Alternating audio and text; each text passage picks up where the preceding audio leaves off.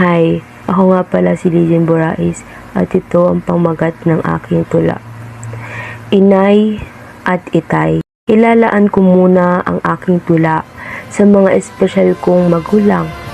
Mga panahon na meron akong pagkukulang, hangad ko ang kanilang kaligayahan.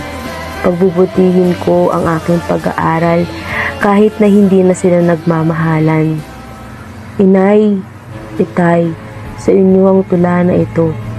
Sana iyong magustuhan, kahit na ang pagmamahal nyo nawala na ng tuluyan. Sa mga sandaling masaya pa kayo, sa una, mga panahong kala ko kayo talaga ang itinadhana.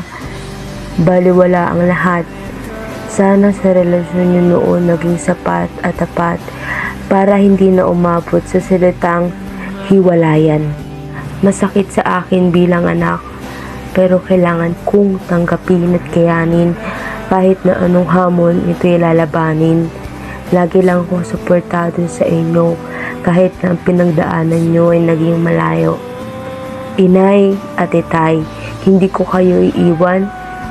Andito lang ako, mahal ko kayo magpakailanman.